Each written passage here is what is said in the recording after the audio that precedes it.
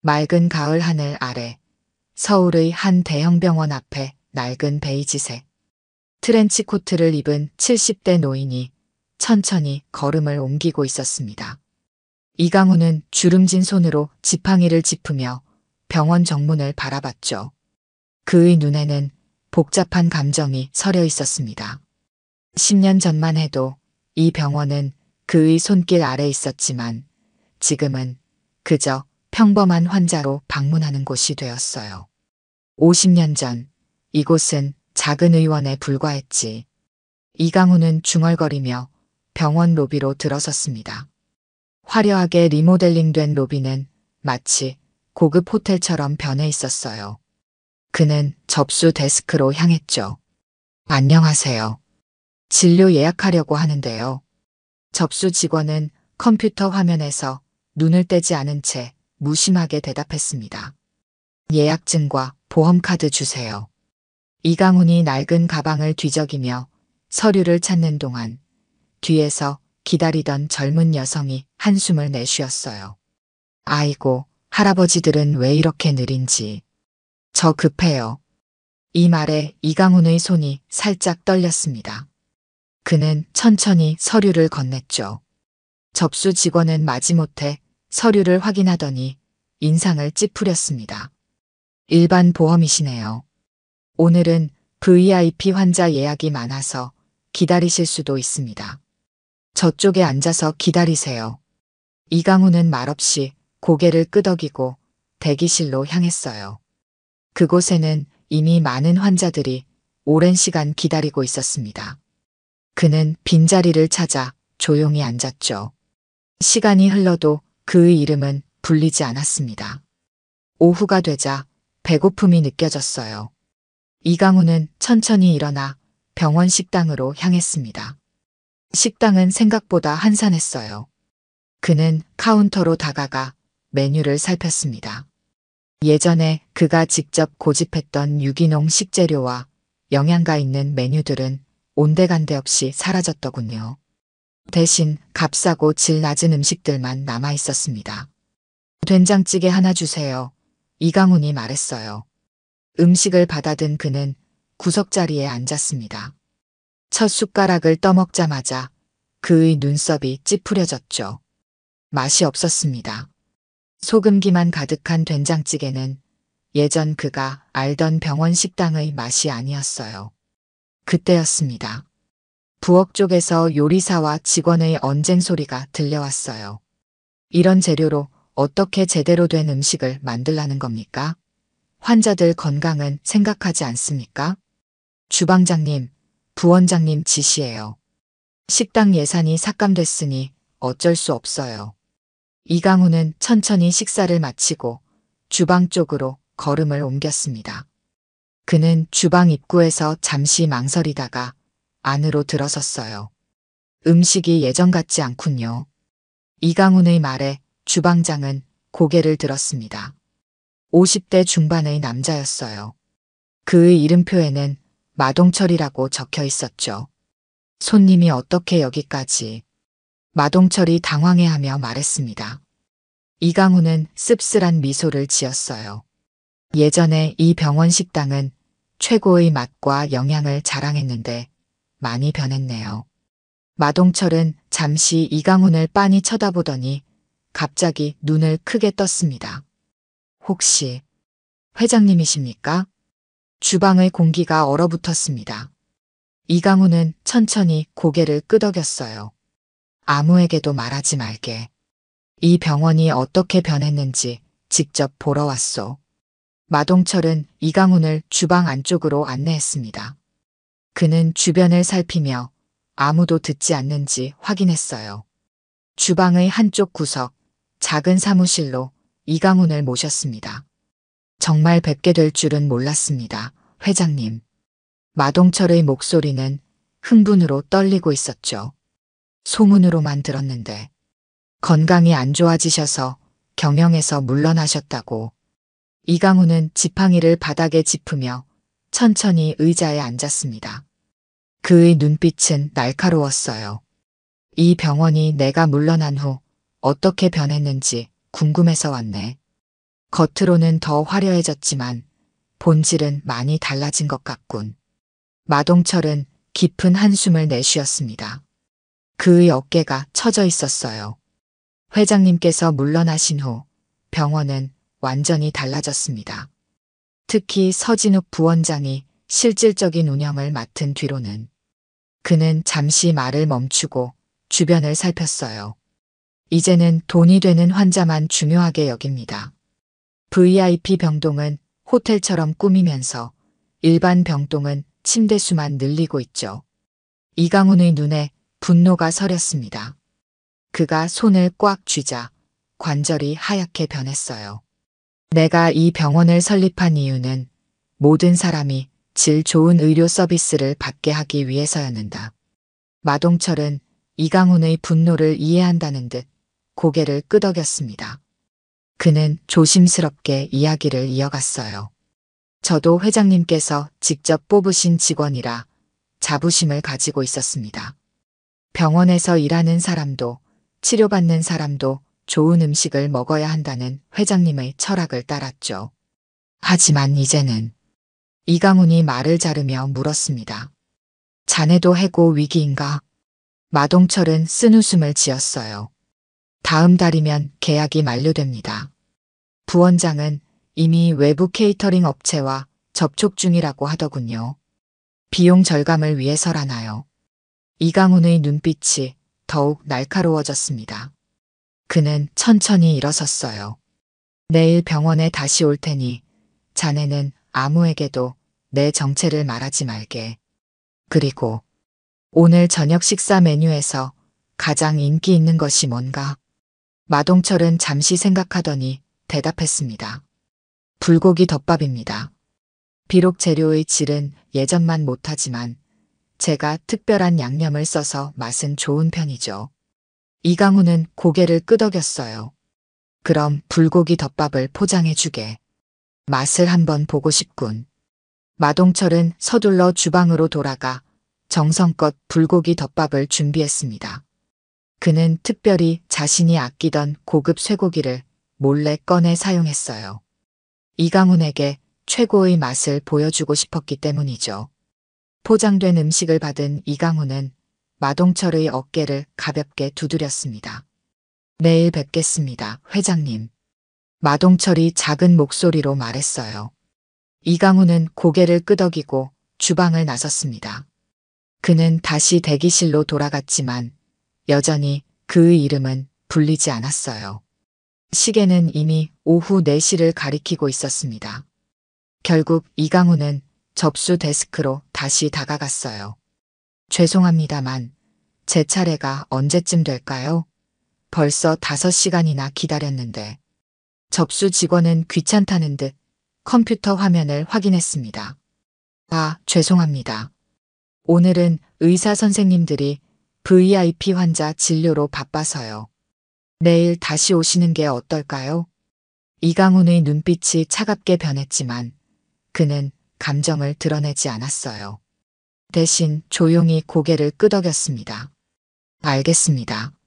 내일 다시 오겠습니다. 그는 천천히 병원을 나섰습니다.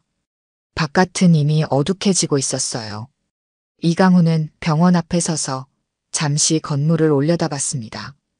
그의 눈에는 결연한 의지가 깃들어 있었죠. 내일 모든 것이 달라질 것이다. 다음 날 아침 병원은 여느 때와 같이 분주했습니다. 서진욱 부원장은 자신의 호화로운 사무실에서 커피를 마시며 하루 일정을 점검하고 있었어요. 그의 사무실은 병원에서 가장 넓고 전망이 좋은 곳에 자리 잡고 있었습니다. 벽에는 그가 유명 인사들과 찍은 사진들이 가득했죠. 오늘 10시에 운영회의 있죠? 서진욱이 비서에게 물었습니다. 비서는 고개를 끄덕였어요. 네, 부원장님. 병원 운영위원회 모든 분들이 참석하십니다. 서진욱은 만족스러운 미소를 지었습니다. 그에게 이번 회의는 중요했어요. VIP 병동 확장 계획을 발표하고 승인받을 예정이었기 때문이죠. 일반 병동의 예산을 줄여 VIP 병동에 투자하는 그의 계획은 병원의 수익을 극대화할 것이라 확신했습니다. 십시정각 회의실은 병원의 주요 의사와 관리자들로 가득 찼어요. 서진욱은 자신감 넘치는 발걸음으로 들어와 의장석에 앉았습니다. 여러분, 오늘은 우리 병원의 미래를 결정할 중요한 안건을 논의하겠습니다. 그는 프로젝터를 켜고 화려한 프레젠테이션을 시작했어요. 지난 분기 VIP 병동의 수익이 병원 전체 수익의 60%를 차지했습니다. 이는 우리가 나아가야 할 방향을 명확히 보여주는 지표죠. 회의실 뒤편에서 누군가 문을 열고 들어왔습니다. 이강훈이었어요. 그는 어제와 달리 깔끔한 정장을 입고 있었지만 여전히 낡은 지팡이를 짚고 있었습니다. 아무도 그에게 주목하지 않았죠. 그는 조용히 맨 뒷자리에 앉았습니다. 서진욱은 발표를 이어갔어요. 이제 병원도 기업입니다. 우리는 수익을 내야 하고 그러기 위해선 돈 되는 환자에 집중해야 합니다. 회의실에서 몇몇 의사들이 불편한 기색을 보였지만 아무도 반대 의견을 내지 않았습니다. 서진욱의 권력이 너무 강해졌기 때문이었죠. 일반 병동은 침대 회전율을 높이겠습니다. 빨리 들어오고 빨리 나가게 해서 더 많은 환자를 받을 거예요. 특히 노인 환자들은 장기 입원하는 경향이 있어 수익성이 떨어집니다. 가능한 빨리 퇴원시키는 정책을 강화하겠습니다. 이 말에 이강훈의 눈빛이 차갑게 빛났지만 그는 침묵을 유지했어요. 서진욱은 계속해서 말했습니다. 또한 비용 절감을 위해 몇 가지 부서의 예산을 삭감하겠습니다. 특히 식당 예산은 현재의 절반으로 줄이고 외부 위탁을 검토 중입니다. 그때였습니다. 맨 뒷자리에서 이강훈이 천천히 일어났어요. 질문이 있습니다. 모든 시선이 그에게 향했습니다. 서진욱은 짜증난 표정으로 그를 쳐다봤어요. 죄송합니다만 이 회의는 병원 관계자만 참석할 수 있습니다. 어떻게 들어오셨죠? 이강훈은 천천히 앞으로 걸어 나왔습니다. 저는 이 병원과 깊은 관계가 있습니다. 서진욱은 비서에게 눈짓했고 비서는 서둘러 이강훈에게 다가갔어요. 선생님, 나가주시겠어요? 이강훈은 비서를 무시하고 서진욱에게 직접 물었습니다. 병원을 운영하는 데 있어 가장 중요한 가치가 무엇이라고 생각하십니까? 서진욱은 못마땅한 표정으로 대답했어요. 물론 수익성입니다. 병원도 결국 기업이니까요. 이강훈은 쓴웃음을 지었습니다. 환자의 건강과 복지는요? 그건 물론 중요하죠. 하지만 현실적으로 돈이 없으면 좋은 의료 서비스도 제공할 수 없습니다. 서진욱이 냉소적으로 대답했어요. 이강훈은 잠시 침묵했다가 말했습니다. 내일 특별 이사회가 열릴 예정입니다. 모든 이사진은 필히 참석해 주시기 바랍니다. 서진욱이 눈살을 찌푸렸어요. 무슨 소리를 하는 거죠? 이사회는 제가 소집하는 겁니다. 이강훈은 천천히 회의실을 나가며 말했습니다. 내일 아침 9시 모두가 알게 될 겁니다. 그가 나간 후 회의실에는 묘한 긴장감이 감돌았어요. 서진욱은 당황한 기색을 감추지 못했지만 곧 태연한 척 발표를 이어갔습니다. 방금의 해프닝은 잊으시고 우리 안건으로 돌아갑시다. VIP 병동 확장에 대한 투표를 진행하겠습니다. 하지만 회의 참석자들의 마음은 이미 다른 곳에 가 있었어요. 모두가 이강훈의 정체와 내일의 이사회에 대해 궁금해하고 있었습니다. 회의가 끝나고 서진욱은 서둘러 자신의 사무실로 돌아왔어요. 그는 비서에게 소리쳤습니다. 방금 그 노인이 누군지 즉시 알아보게. 어떻게 회의실에 들어올 수 있었는지도. 비서는 고개를 끄덕이고 서둘러 나갔어요. 서진욱은 불안한 마음을 감추지 못한 채 창밖을 내다봤습니다. 그때 그의 눈에 병원 정원에서 천천히 걷고 있는 이강훈의 모습이 들어왔어요. 그리고 놀랍게도 그의 옆에는 주방장 마동철이 함께 걷고 있었습니다. 도대체 무슨 일이 벌어지고 있는 거지? 서진욱은 중얼거렸습니다. 다음 날 아침 8시 50분 병원의 대형 이사회 회의실은 들뜬 분위기로 가득 찼습니다. 이사진뿐만 아니라 주요 의사와 관리자들까지 모두 참석했어요. 어제의 사건이 병원 내에 빠르게 퍼졌고 모두가 그 정체불명의 노인이 누구인지 그리고 오늘 무슨 일이 벌어질지 궁금해하고 있었습니다.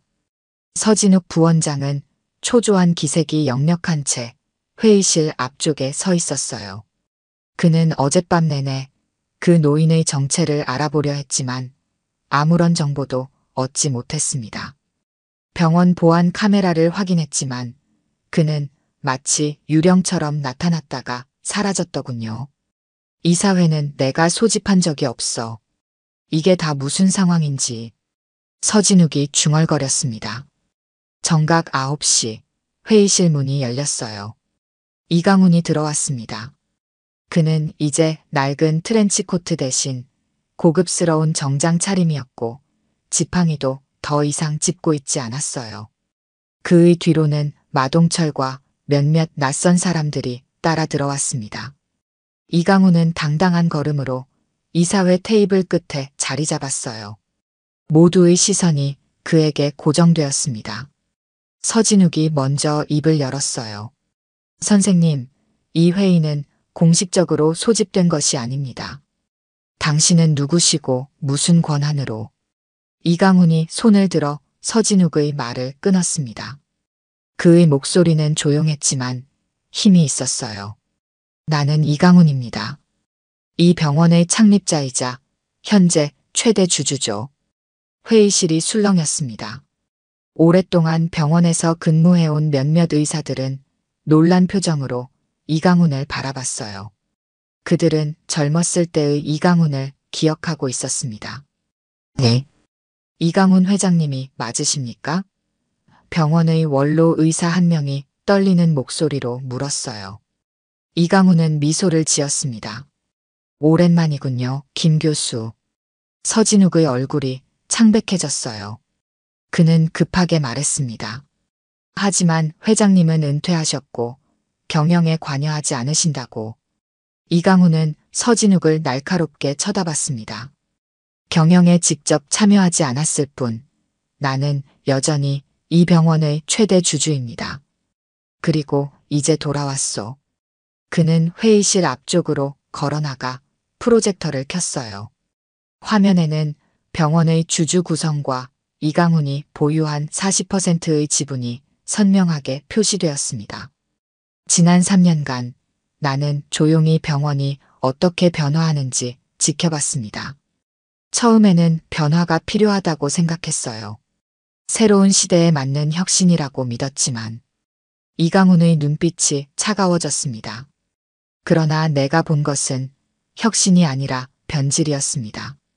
환자를 위한 병원이 아닌 돈을 위한 기업으로 전락한 모습이었어요. 서진욱이 반박하려 했지만 이강훈은 계속해서 말을 이어갔습니다. 어제 나는 평범한 환자로 이 병원을 방문했습니다. 5시간을 기다렸지만 진료조차 받지 못했어요. VIP 환자가 우선이라는 이유로 이사회 멤버들 사이에서 불편한 기색이 감돌았습니다. 이강훈은 화면을 넘겼어요. 이번에는 병원의 재정 상태와 수익 구조가 나타났습니다. VIP 병동의 수익이 전체의 60%를 차지한다는 서진욱 부원장의 말은 맞습니다. 하지만 그가 말하지 않은 것이 있죠. 그는 다시 화면을 넘겼어요. 이번에는 병원 운영 비용과 실제 의료 서비스 품질에 대한 평가가 나타났습니다. VIP 병동의 운영 비용은 전체의 70%를 차지합니다. 그리고 일반 병동은 기본적인 의료 장비조차 제때 교체하지 못하고 있어요. 의사당 담당 환자 수는 3년 전보다 2배 증가했고 간호사들의 업무 강도는 한계를 넘어섰습니다. 서진욱은 얼굴이 붉어졌지만 반박할 말을 찾지 못했어요. 이강훈의 자료는 정확했기 때문이었습니다. 이강훈은 계속해서 병원의 문제점을 짚어나갔어요. 직원 복지 삭감, 환자 만족도 하락, 의료 과실의 증가 등을 상세히 분석한 자료들을 보여줬습니다. 회의실은 무거운 침묵에 휩싸였어요. 마지막으로 이강훈은 심각한 표정으로 모든 이 사진을 바라봤습니다. 우리가 의료인으로서 가장 중요하게 생각해야 할 가치는 무엇입니까? 돈입니까? 아니면 환자의 건강입니까? 질문에 아무도 대답하지 못했어요. 이강훈은 천천히 고개를 끄덕였습니다. 오늘부로 나는 다시 이 병원의 경영에 복귀하겠습니다. 그리고 첫 번째 결정은 그는 서진욱을 똑바로 쳐다봤어요. 서진욱 부원장의 해임입니다. 회의실은 충격에 휩싸였습니다. 서진욱의 얼굴이 창백하게 변했어요. 그는 자리에서 벌떡 일어났습니다. 이건 불법입니다. 이사회의 투표 없이 부원장을 해임할 수 없어요. 서진욱의 목소리가 떨렸습니다. 이강훈은 담담하게 대답했어요. 물론 정식 절차를 따를 겁니다. 지금부터 이사회 투표를 진행하죠. 이강훈은 모든 이 사진을 둘러봤습니다. 서진욱 부원장의 해임에 대한 찬반 투표를 진행하겠습니다. 찬성하시는 분은 손을 들어주세요. 순간 회의실은 정적에 휩싸였어요. 모두가 망설이는 듯했지만 첫 번째 손이 올라갔습니다. 바로 병원의 원로 의사였죠.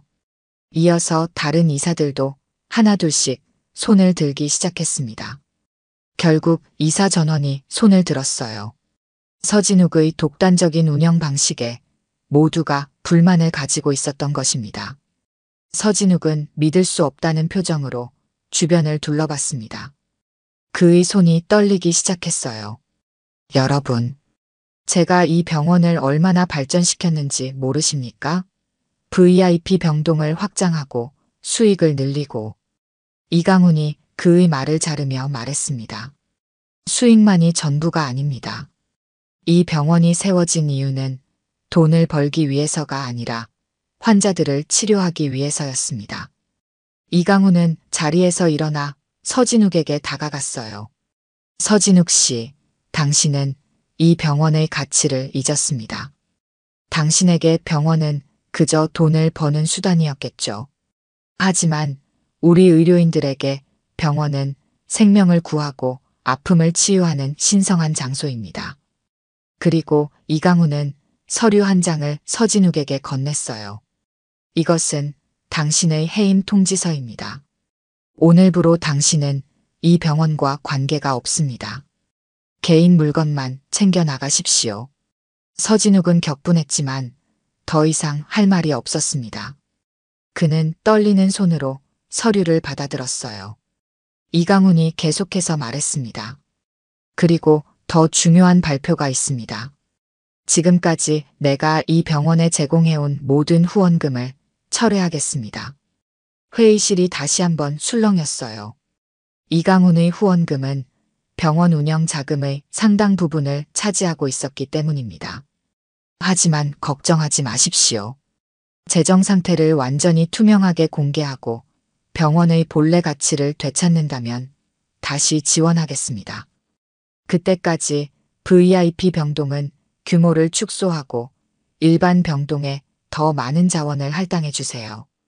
이강훈은 회의실을 둘러보며 계속했어요. 이 병원은 이제 새롭게 시작합니다.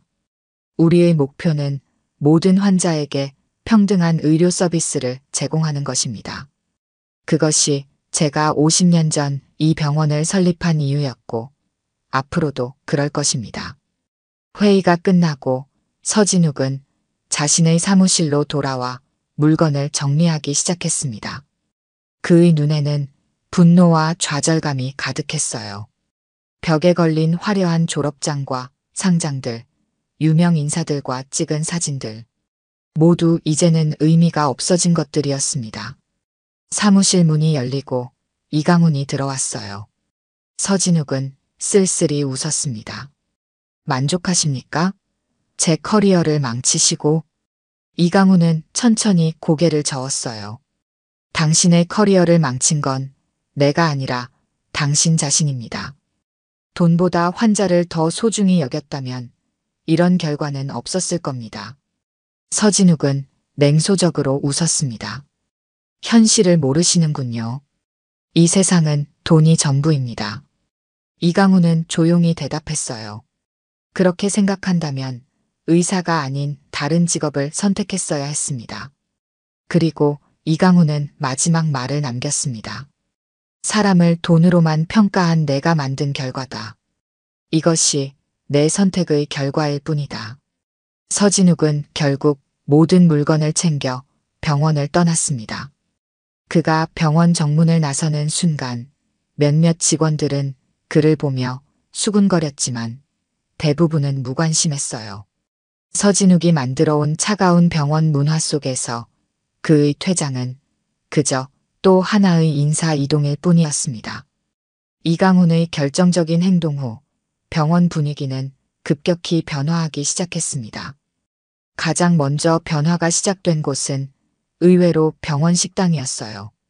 이강훈은 직접 마동철 주방장을 불러 중요한 제안을 했습니다. 마 주방장, 자네에게 식당 운영권을 맡기고 싶네. 마동철은 놀란 표정으로 이강훈을 바라봤어요. 저에게요? 하지만 저는 그저 요리사일 뿐인데. 이강훈은 미소를 지었습니다. 자네는 단순한 요리사가 아니야. 자네는 음식으로 사람들을 치유하는 사람이지. 병원에서 일하는 사람들과 환자들에게 맛있고 영양가 있는 음식을 제공하는 것. 그것도 치료의 일부라네. 마동철의 눈에 눈물이 맺혔어요. 정말 감사합니다, 회장님. 하지만 예산이. 이강훈은 손을 들어 그의 말을 막았습니다. 예산은 걱정하지 말게. 내가 직접 지원하겠네. 단 한 가지 조건이 있어. 무엇입니까?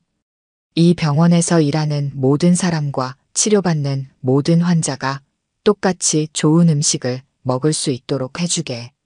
VIP와 일반 환자의 구분 없이. 마동철은 감격해 고개를 끄덕였어요. 제 모든 열정을 다해 그렇게 하겠습니다, 회장님. 그날부터 마동철은 병원 식당 개혁에 착수했습니다. 그는 먼저 오랫동안 함께 일해온 요리사들을 모아 새로운 비전을 공유했어요. 우리는 이제 환자와 직원 모두에게 최고의 음식을 제공할 것입니다. 음식은 단순한 영양 공급이 아니라 치유의 과정이자 위로가 되어야 합니다. 마동철은 가장 먼저 식재료 공급업체를 변경했어요. 그는 지역 농장과 직접 계약을 맺어 신선한 유기농 식재료를 공급받기 시작했습니다. 비용은 더 들었지만 이강훈의 특별 지원으로 가능했죠. 식당의 메뉴도 완전히 새롭게 바뀌었습니다. 환자의 상태에 맞는 영양식, 직원들을 위한 에너지 보충 메뉴, 그리고 모두가 즐길 수 있는 계절 특선 요리까지. 마동철은 자신의 모든 요리 경험을 쏟아부었어요. 특히 그는 환자들의 식단에 각별한 신경을 썼습니다. 암 환자를 위한 특별 영양식, 수술 후 회복을 돕는 소화가 잘 되는 음식, 당뇨 환자를 위한 저당 메뉴. 모든 환자의 상태에 맞춘 맞춤형 식단을 개발했어요. 병원 음식이 맛없다는 편견을 깨고 싶습니다. 맛있는 음식이 치유 과정을 더 빠르게 만들 수 있다고 믿어요. 마동철의 열정은 곧 결실을 맺기 시작했습니다. 환자들의 식사 만족도가 급격히 상승했고 병원 직원들도 식당에서 식사하는 것을 즐기기 시작했어요. 이전에는 많은 의사와 간호사들이 외부 음식을 배달시켜 먹었지만 이제는 병원 식당이 인기 있는 식사 장소가 되었습니다. 한 달이 지난 어느 날 마동철은 특별한 프로젝트를 시작했어요. 치유의 식탁이라는 이름의 이 프로젝트는 장기 입원 환자들을 위한 특별 식사 프로그램이었습니다. 그는 환자들의 고향 음식을 연구하고 그들이 그리워하는 맛을 재현했어요. 한 노인 환자는 마동철이 만든 고향 음식을 먹고 눈물을 흘렸습니다. 50년 만에 어머니 손맛을 다시 느꼈습니다. 정말 감사합니다. 이 이야기가 병원 내에 퍼지면서 마동철의 치유의 식탁은 병원의 자랑거리가 되었어요.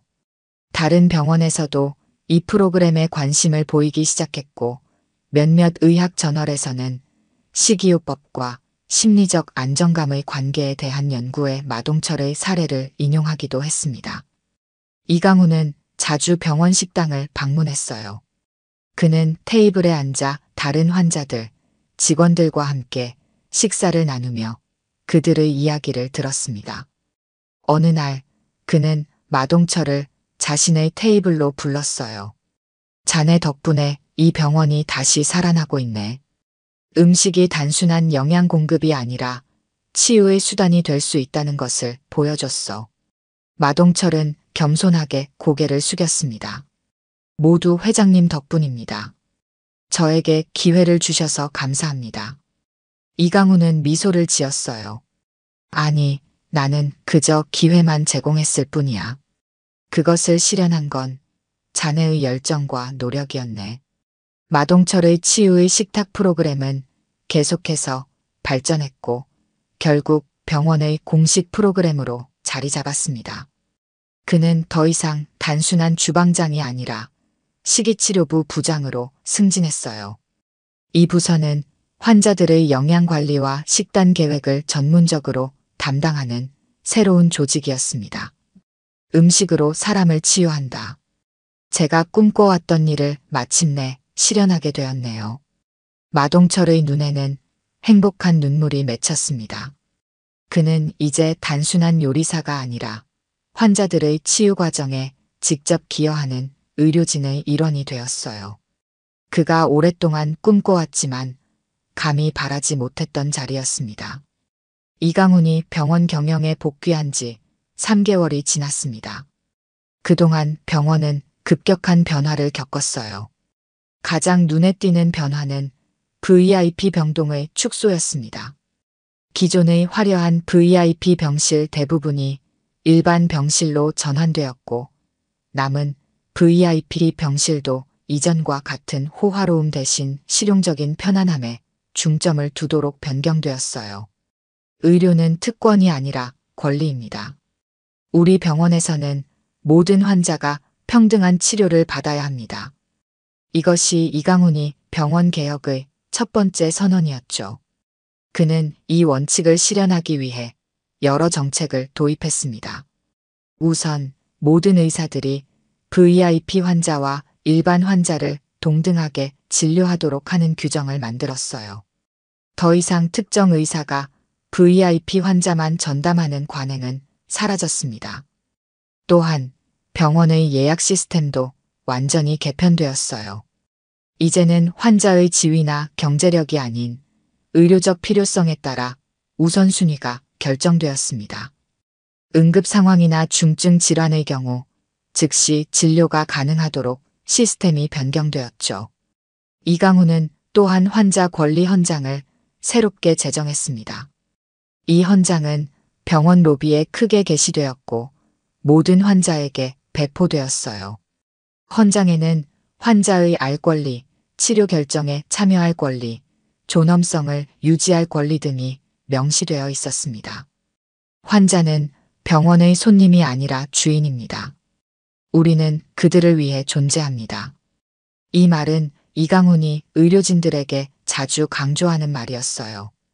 그는 정기적으로 의사와 간호사들과의 미팅을 통해 환자 중심의 의료 서비스 제공을 강조했습니다.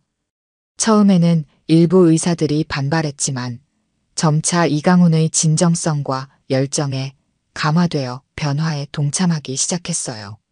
병원의 물리적 환경도 크게 변화했습니다. 이전에는 VIP 병동에만 투자되던 예산이 이제는 모든 병동에 골고루 분배되었어요. 일반 병실의 시설이 개선되고 공용 공간도 더 편안하고 아늑하게 리모델링 되었습니다. 특히 어린이 병동은 아이들이 치료 중에도 즐겁게 지낼 수 있도록 다양한 놀이, 시설과 교육 프로그램이 도입되었어요.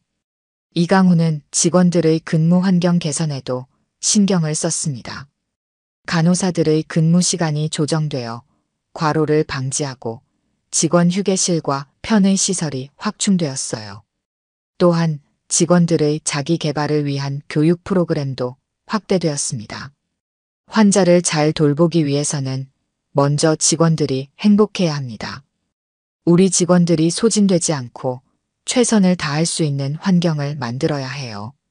이강훈의 개혁은 외부에서도 주목받기 시작했습니다. 의료계 전문지에서는 환자 중심 의료의 모범 사례로 이 병원을 소개했고 다른 병원들도 벤치마킹을 위해 방문하기 시작했어요. 특히 마동철의 치유의 식탁 프로그램은 많은 관심을 받았습니다. 그러나 모든 것이 순탄하게 진행된 것은 아니었어요. 서진욱의 해임 후 그와 가까웠던 일부 의사들은 사직서를 제출했고 VIP 병동 축소로 인해 일부 부유한 환자들은 다른 병원으로 떠났습니다. 이로 인해 병원의 단기적 수익은 감소했어요. 이에 대해 일부 의사들은 우려를 표명했지만 이강훈은 흔들리지 않았습니다. 단기적인 수익 감소는 예상한 일입니다. 하지만 우리가 진정한 의료의 가치를 실현한다면 결국 더 많은 환자들이 우리 병원을 찾게 될 것입니다. 돈이 목적이 아니라 결과가 되어야 합니다. 그의 예측은 정확했어요. 개혁 후 6개월이 지나자 환자 만족도가 대폭 상승했고 이는 방문 환자 수 증가로 이어졌습니다. 특히 입소문을 통해 환자를 진정으로 배려하는 병원이라는 평판이 퍼지면서 오히려 이전보다 더 많은 환자들이 병원을 찾기 시작했어요. 이강훈은 자신의 사무실에서 병원 전체를 내려다보며 깊은 생각에 잠겼습니다. 그의 눈에는 만족감과 함께 새로운 도전에 대한 결의가 서려 있었어요. 아직 갈 길이 멀지만 우리는 옳은 방향으로 가고 있습니다. 그는 책상 위에 놓인 사진을 바라봤습니다. 50년 전 작은 의원을 시작할 때 찍은 사진이었어요. 그 시절의 열정과 꿈이 다시 살아나는 느낌이었습니다. 이강훈이 병원 경영에 복귀한 지 1년이 지났습니다. 병원은 완전히 새로운 모습으로 거듭났어요. 환자 중심 의료라는 철학은 이제 병원의 모든 구성원에게 깊이 뿌리내렸고 외부에서도 모범적인 사례로 인정받고 있었습니다. 어느 따뜻한 봄날 이강훈은 마동철과 함께 병원 식당에서 점심을 먹고 있었어요. 그들이 식사를 하고 있을 때 접수 데스크에서 소란이 일어났습니다. 무슨 일이지? 이강훈이 물었어요. 마동철이 식당 입구 쪽을 바라보며 대답했습니다. 누가 진료를 받겠다고 고집을 부리는 것 같습니다. 두 사람은 식사를 마저 하고 있었는데 갑자기 식당으로 한 남자가 들어왔어요. 서진욱이었습니다. 그는 이전의 자신감 넘치는 모습과는 달리 초췌해 보였고 옷차림도 단정하지 못했습니다. 이강훈 회장님, 마침 여기 계셨군요. 서진욱이 두 사람의 테이블로 다가왔어요. 이강훈은 조용히 그를 바라봤습니다.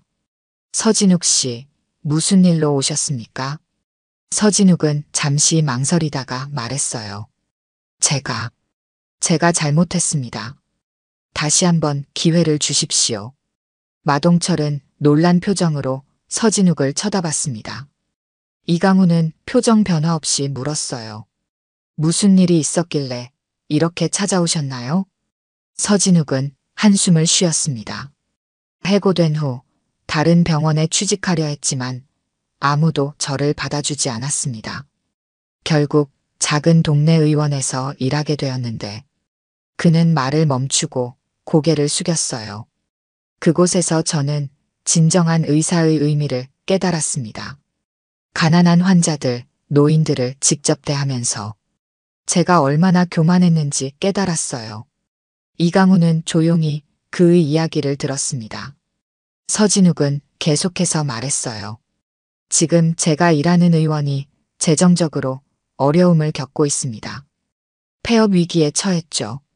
그곳의 환자들은 대부분 가난한 노인들이라 다른 병원으로 옮기기도 쉽지 않아요. 그들을 위해 도움을 청하러 왔습니다. 이강훈의 눈빛이 변했습니다. 그는 서진욱을 빤히 쳐다보며 말했어요. 자네가 정말로 변했다면 그건 좋은 일이네. 하지만 왜 내가 도와야 하지? 서진욱은 고개를 들어 이강훈의 눈을 똑바로 쳐다봤습니다. 제가 아니라 그곳의 환자들을 위해서요. 그들은 제가 저지른 잘못과 무관합니다. 이강훈은 잠시 생각에 잠겼다가 마동철을 바라봤어요. 마동철은 미소를 지으며 고개를 끄덕였습니다. 이강훈도 미소를 지었어요. 그 의원의 상세 정보를 적어놓고 가게. 내가 살펴보겠네. 서진욱의 얼굴에 희망이 번졌습니다. 정말 감사합니다, 회장님. 이강훈은 손을 들어 그의 말을 막았어요. 아직 결정한 것은 아니네. 직접 가서 확인한 후에 결정하겠소. 서진욱은 깊이 고개를 숙였습니다. 이해합니다. 정말 감사합니다. 그가 떠난 후 마동철이 이강훈에게 물었어요. 정말 도와주실 건가요? 이강훈은 고개를 끄덕였습니다. 의원의 환자들을 위해서라면 그럴 가치가 있겠지. 그리고 서진욱도 진정으로 변화했다면 두 번째 기회를 줄만하다고 생각하네. 이틀 후 이강훈은 서진욱이 일하는 의원을 방문했습니다. 그곳은 오래된 건물에 자리한 작은 의원이었어요. 대기실에는 주로 노인 환자들이 앉아 있었고 시설은 낡았지만 깨끗하게 정돈되어 있었습니다. 이강훈은 평범한 환자로 위장하여 접수를 하고 진료를 기다렸습니다. 1시간 정도 지난 후 그는 서진욱의 진료실로 안내되었어요. 서진욱은 환자 차트를 보다가 고개를 들었습니다. 그는 이강훈을 알아보고 놀란 표정을 지었지만 곧 진지한 표정으로 바뀌었어요. 회장님, 직접 오시다니. 이강훈은 고개를 끄덕였습니다. 직접 보고 판단하는 것이 내 방식이네. 그는 진료실을 둘러보았어요. 좁고 소박한 공간이었지만 필요한 의료 장비는 갖추고 있었습니다. 벽에는 환자들이 그린 그림과 감사 편지가 붙어 있었어요. 이곳에서 얼마나 일했소? 이강훈이 물었습니다. 서진욱은 잠시 생각하더니 대답했어요. 9개월 정도 됐습니다. 처음에는 그저 일자리가 필요해서 왔지만 지금은 이곳 환자들이 저에게 의미가 있습니다. 이강훈은 더 이상 말하지 않고 의원을 둘러보았습니다. 그는 다른 의료진과 환자들과 대화를 나누며 의원의 상황을 파악했어요. 의원장은 70대 노인으로 40년 넘게 이 지역 주민들을 돌봐왔지만 이제 건강이 좋지 않아 은퇴를 고민하고 있었습니다. 방문을 마친 후 이강훈은 서진욱을 불렀어요. 내일 오후에 병원으로 오게. 결정을 알려주겠네. 다음 날 서진욱은 긴장된 모습으로 이강훈의 사무실을 찾았습니다. 이강훈은 그를 병원 옥상 정원으로 안내했어요. 그곳에서는 서울 시내가 한눈에 내려다 보였습니다. 아니, 우리 병원 재단이 그 의원을 인수하기로 결정했네. 이강훈이 말했어요. 서진욱의 눈이 커졌습니다. 정말입니까? 이강훈은 고개를 끄덕였어요. 하지만 조건이 있어.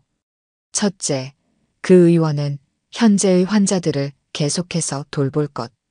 둘째, 지역사회를 위한 의료봉사센터로 확장할 것. 그리고 셋째, 그는 서진욱을 똑바로 쳐다봤습니다. 자네가 그곳의 원장이 되어 책임지는 것이네. 서진욱은 믿을 수 없다는 표정으로 이강훈을 바라봤어요. 저에게 그런 기회를 주신다고요? 이강훈은 미소를 지었습니다. 누구나 실수를 할 수 있어. 중요한 건 그 실수로부터 배우는 것이네. 자네가 진정으로 변화했다면 이제 그것을 증명할 기회야. 서진욱의 눈에 눈물이 고였어요. 정말 감사합니다. 제 모든 것을 다해 환자들을 돌보겠습니다. 몇 주 후 리모델링을 마친 이강훈 지역사회의료센터가 문을 열었습니다.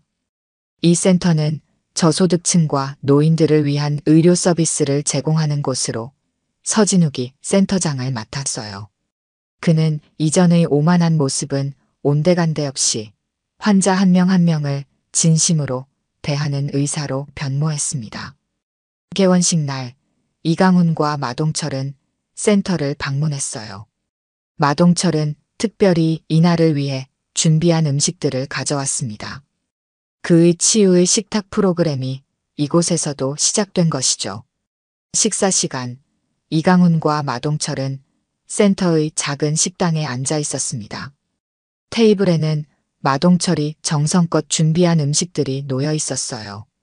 서진욱이 다가와 그들의 테이블에 합류했습니다. 회장님, 주방장님, 오늘 와주셔서 감사합니다. 이강훈은 미소를 지었어요. 어떤가? 센터 운영은? 서진욱의 얼굴에 기쁨이 번졌습니다. 제가 의사가 된 이유를 다시 찾은 것 같습니다. 이곳 환자들은 제가 치료비를 많이 받거나 VIP로 대우해 주길 바라지 않아요. 그저 진심으로 자신들의 아픔을 들어주길 원할 뿐이죠. 이강훈은 고개를 끄덕였어요. 그것이 진정한 의사의 역할이네. 마동철이 준비한 음식은 간단했지만 정성이 담긴 한식이었습니다. 세 사람은 조용히 식사를 나누며 이야기를 이어갔어요. 이 음식 정말 맛있습니다. 서진욱이 말했어요. 마동철은 웃으며 대답했습니다. 음식은 재료가 비싸다고 맛있는 게 아니라 정성이 담겨야 맛있는 법이죠. 이강훈은 두 사람을 바라보며 깊은 만족감을 느꼈습니다. 그는 자신이 1년 전 평범한 환자로 병원을 방문했던 그날을 떠올렸어요. 그때는 분노와 실망감으로 가득 차 있었지만 지금은 평온함과 희망으로 마음이 채워져 있었습니다. 이제야 병원이 제대로 돌아가는구먼. 이강훈이 조용히 중얼거렸어요. 마동철이 미소를 지으며 고개를 끄덕였습니다. 회장님 덕분입니다. 회장님이 아니었다면 우리는 여전히 돈만 쫓는 병원으로 남아 있었을 거예요. 이강훈은 고개를 저었습니다. 아니, 내가 한 일은 기회를 제공한 것뿐이네. 진정한 변화는 자네들처럼 가치를 지키려는 사람들이 만든 거야. 그는 서진욱을 바라봤어요. 사람은 누구나 실수를 해. 중요한 건 그 실수를 인정하고 바로잡으려는 용기지. 서진욱은 진지한 표정으로 고개를 끄덕였습니다. 회장님의 가르침 평생 잊지 않겠습니다.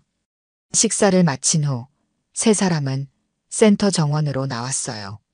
봄 햇살이 따뜻하게 내리쬐는 정원에는 환자들이 산책을 즐기고 있었습니다.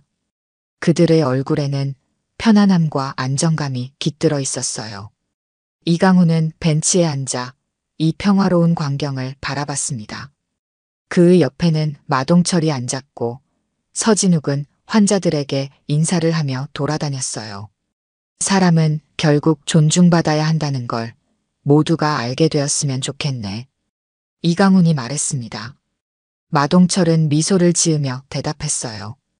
회장님께서 보여주신 것처럼요. 모든 사람이 동등하게 존중받고 배려받는 세상이요. 두 사람은 조용히 앉아 따뜻한 봄 햇살을 만끽했습니다. 이강훈의 눈에는 깊은 만족감이 깃들어 있었어요. 그는 자신의 인생에서 가장 중요한 가치를 지켜낸 것에 대한 기쁨을 느꼈습니다. 이제 정말로 모든 것이 제자리를 찾은 것 같구먼. 이강훈이 조용히 말했습니다. 따뜻한 봄바람이 두 사람의 얼굴을 스쳐 지나갔고 멀리서는 환자들의 웃음소리가 들려왔습니다. 병원은 이제 진정한 치유의 공간으로 거듭났고 모든 사람이 존중받는 곳이 되었어요. 이것이 바로 이강훈이 평생 꿈꿔왔던 병원의 모습이었습니다. 오늘 들려드린 이야기가 여러분의 마음에 작은 울림이 되었기를 바랍니다. 이야기가 좋으셨다면 좋아요와 구독 부탁드려요. 다음 사연을 들려드리는데 큰 힘이 된답니다. 그리고 여러분의 이야기도 댓글로 들려주세요. 다음 이야기 때 또 뵙겠습니다. 늦은 밤, 서울 변두리 편의점의 형광등 불빛이 어둠을 밝히고 있습니다. 오선희는 피곤한 눈을 비비며 계산대 앞에 앉았습니다. 52살의 나이에 시작한 야간 아르바이트는 생각보다 더 고된 일이었지만 가족을 위해서라면 견뎌야 했죠. 어서 오세요. 선희는 들어오는 손님을 향해 미소를 지었습니다. 하지만 그 미소 뒤에는 무거운 한숨이 숨겨져 있었어요. 불과 1년 전까지만 해도 평범한 전업주부였던 선희의 인생은 남편 김철수의 사업 실패로 완전히 뒤바뀌었거든요. 이게 뭐라고? 결혼한 지 30년이 넘었는데 선희는 물건을 정리하며 중얼거렸습니다. 30년 동안 가정을 꾸려온 그녀에게 편의점 아르바이트는 낯설고 힘든 도전이었어요. 하지만 생계를 위해 무너져가는 가정을 지키기 위해 선희는 묵묵히 일했습니다. 집으로 돌아온 선희는 현관문을 열자마자 시어머니 박순자의 날카로운 목소리를 들었습니다. 아이고, 며느리가 돌아왔네. 편의점에서 일한다고 좋아하시겠어? 우리 아들 장가갈 때만 해도 좋은 집 며느리라고 했더니 결국 편의점 알바생이 됐네. 선희는 입술을 깨물며 참았습니다. 평생 이 집안의 며느리로서 충실히 살아왔는데 남편의 사업 실패가 마치 자신의 잘못인 것처럼 책망받는 상황이 서글펐죠. 어머니, 지금은 어려운 시기잖아요. 조금만 참으면. 참긴 뭘 참아. 내가 남편 사업 관리 좀 제대로 했으면 이런 일 없었을 거 아니야. 선희는 더 이상 대꾸하지 않고 방으로 들어갔습니다. 침대에 누워 천장을 바라보는데 핸드폰이 울렸어요. 유일한 아들 김민우의 전화였습니다. 엄마, 나 오늘 친구들이랑 술 마시는데 친구가 우리 엄마가 편의점에서 일한다는 걸 알았어. 너무 창피했다고. 선희의 마음에 작은 균열이 생겼습니다. 그동안 아들 민우는 어머니가 편의점에서 일한다는 사실을 숨겨왔습니다. 부끄러워했던 거죠. 민우야, 엄마가 뭐 나쁜 일 하는 것도 아니고. 알아. 그런데 대학생인 내가 엄마 때문에 놀림받는 게 기분 좋을 리가 없잖아. 전화를 끊은 뒤 선희는 조용히 하지만 서럽게 울었습니다. 평생 가족을 위해 살아왔는데 이제는 가족들에게 부끄러운 존재가 되었다는 현실이 너무 고통스러웠어요. 다음 날 밤 다시 편의점으로 출근하는 선희의 발걸음은 무거웠습니다. 하지만 그녀의 자존심은 여전히 단단했죠. 난 잘못한 게 없어. 그저 가족을 위해 최선을 다하고 있을 뿐이야. 선희는 마음속으로 되뇌며 편의점 유니폼을 입었습니다. 편의점은 그녀에게 도피처가 되었어요. 적어도 여기서는 누구에게도 무시당하지 않고 그저 묵묵히 자신의 일을 할 수 있었으니까요. 선희는 상품을 진열하며 생각했습니다. 언젠가는 이 시간도 지나가겠지. 그때까지 버티자. 나는 할 수 있어. 그렇게 오선희의 고단한 하루가 또 시작되었습니다. 편의점의 자동문이 열리고 선희는 습관적으로 어서 오세요라고 인사했습니다. 들어온 사람은 70살가량으로 보이는 노인이었어요. 허름한 작업복에 모자를 깊게 눌러 쓴 모습이었습니다. 그는 조용히 인삼 드링크와 작은 빵을 집어 계산대로 가져왔죠. 2,800원입니다. 노인은 묵묵히 지갑에서 돈을 꺼내 건넸습니다. 선희는 잔돈을 건네며 감사합니다. 안녕히 가세요라고 말했어요. 노인은 가볍게 고개를 끄덕이고 나갔습니다. 다음 날 밤에도 같은 시간, 같은 노인이 나타났어요. 똑같이 인삼 드링크와 작은 빵을 사갔죠. 선희는 약간 호기심이 생겼습니다. 매일 밤 똑같은 시간에 똑같은 물건을 사가는 노인이라니. 사흘째 되는 날, 선희는 용기를 내어 말을 걸었어요. 매일 같은 물건을 사가시네요. 이 근처에 사세요? 노인은 잠시 선희를 바라보더니 부드러운 미소를 지었습니다. 아, 그냥 일하다 보면 이 시간에 출출해서요. 내가 원래 이런 데서 사 먹는 걸 좋아해서. 그의 말투는 조용했지만 어딘가 정감이 있었어요. 아, 그러시군요. 근처에서 일하시나 봐요? 네, 뭐. 그런 셈이죠. 노인은 더 이상 말을 이어가지 않았고 선희도 더 이상 묻지 않았습니다. 하지만 그날부터 그 노인은 선희의 편의점 생활의 작은 일부분이 되었어요. 선희는 그를 인삼 드링크 할아버지라고 마음속으로 불렀습니다. 일주일쯤 지났을까, 그날도 어김없이 노인이 편의점을 찾았어요. 선희가 미소 지으며 오늘도 인삼 드링크와 빵이세요? 라고 묻자 노인은 고개를 끄덕였습니다. 이름이 어떻게 되세요? 선희가 문득 궁금해서 물었어요. 강동구라고 합니다. 아, 강동구 씨. 저는 오선이라고 해요. 이렇게 두 사람은 서로의 이름을 알게 되었습니다. 그날부터 강동구는 조금씩 말수가 늘어났어요. 어느 날은 날씨에 대해, 또 어느 날은 편의점 신상품에 대해 짧게나마 대화를 나누었죠. 요즘 건설 현장이 바쁘신가 봐요? 선희는 강동구의 작업복을 보고 물었습니다. 네, 뭐. 이것저것 할 일이 많아서요. 많이 힘드시겠어요. 그래도 인삼 드링크로 기운 내세요. 이런 소소한 대화가 선희에겐 위안이 되었어요. 가족에게서는 받지 못하는 존중과 따뜻함을 이 낯선 노인에게서 느꼈거든요. 어느 날 강동구가 평소보다 조금 피곤해 보이는 모습으로 편의점에 들어왔습니다. 오늘은 좀 힘드신 것 같아요. 선희가 걱정스러운 표정으로 말했어요. 아, 괜찮습니다. 그냥 오늘 현장에서 일이 좀 많았을 뿐이에요. 선희는 그에게 따뜻한 커피를 하나 더 건넸습니다. 이건 서비스예요. 피곤해 보이시니까. 강동구는 잠시 놀란 듯 했지만 곧 따뜻한 미소를 지었어요. 고맙습니다. 오선희 씨. 선희는 그저 미소로 답했습니다. 남편의 사업 실패 이후 모든 것이 무너져 내린 것만 같았던 그녀의 일상에 이 작은 교류는 소중한 빛이 되어 주었어요. 그날 밤 집으로 돌아가는 길에 선희는 생각했습니다. 강동구 씨는 참 따뜻한 분이야. 말은 별로 없지만 눈빛이 친절해. 그런데 왜 매일 밤 같은 시간에 편의점에 오는 걸까? 선희는 알 수 없었죠.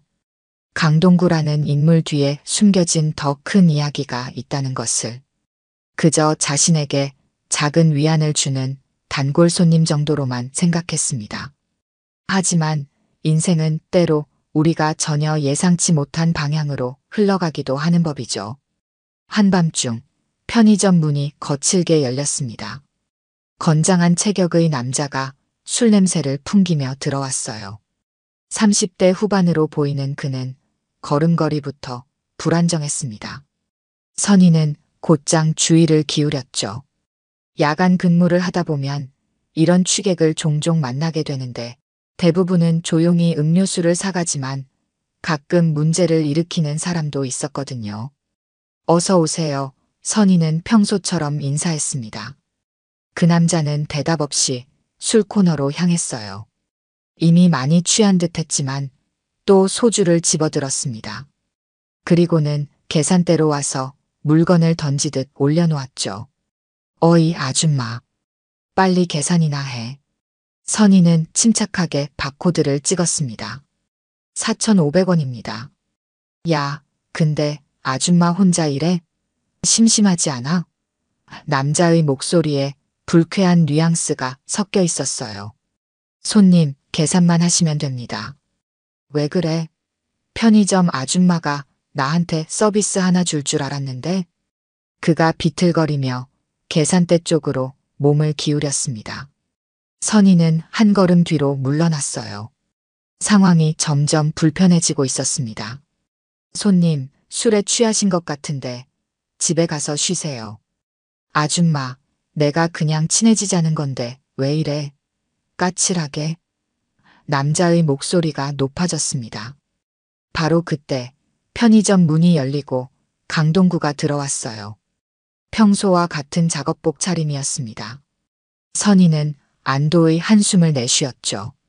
취객은 고개를 돌려 강동구를 힐끔 보더니 다시 선희에게 집중했습니다. 손님? 선희가 조심스럽게 말했어요. 다른 손님도 오셨으니 계산만 하시고 가주세요. 뭐야, 할아버지가 방해하네. 나 지금 이 아줌마랑 얘기 중인데. 강동구는 조용히 그들에게 다가왔습니다. 그만 가시지 그래요. 그의 목소리는 부드러웠지만 묘한 위험이 느껴졌어요. 취객은 비웃으며 강동구를 위아래로 훑어보았습니다. 할아버지도 나이 먹고 편의점 같은 데서 사시는 거 보니 별거 없네.